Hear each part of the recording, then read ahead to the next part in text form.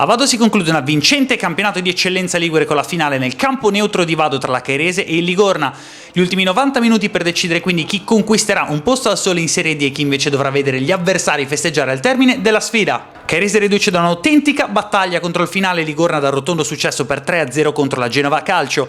La sfida comincia sotto il segno dei bianco-blu. Dopo appena 8 minuti sono infatti i genovesi a passare. Dotto raccoglie un pallone dal limite dell'area, si decentra e conclude con il destro battendo Moraglio alla sua destra con una conclusione chirurgica. Festa Ligorna sugli spalti che si prolunga esattamente 2 minuti dopo, quando Tripoli, servito dalla sinistra, arma il suo piede destro e scarica una botta violentissima alle spalle di Moraglio. Tripudio Ligorna così dopo 8 minuti con mister Monteforte che esulta insieme ai suoi compagni.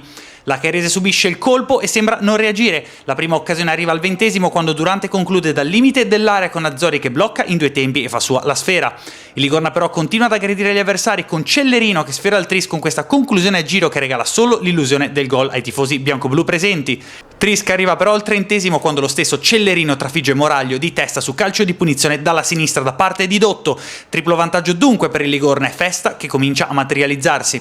La risposta della Cairese arriva al 42° con questo calcio di punizione da posizione defilata, botta secca che impegna Azzori, il quale difende così efficacemente il 3-0 con cui le due squadre scendono negli spogliatoi. Al rientro sul terreno di gioco la Cairese mette in campo l'orgoglio con mister Soldano che prova a cambiare qualcosa durante il secondo tempo. Al 55° è Colombo a provarci con una botta da fuori che viene agilmente bloccata da Azzori. Il ritmo della partita si abbassa con il risultato che non accenna a mutare. Al 79° provano a riaccendere le speranze cairesi, prima Facello con questa botta dal limite dell'area sulla quale il solito Azzori mette una pezza. Poi a 3 dal termine Tona ad accorciare con questa cappocciata dal cuore dell'area che fissa il risultato sul definitivo 3-1. Può così cominciare la festa di bianco-blu ad un solo anno di distanza dalla retrocessione. Gioco, partita, campionato e Serie D a Ligorna.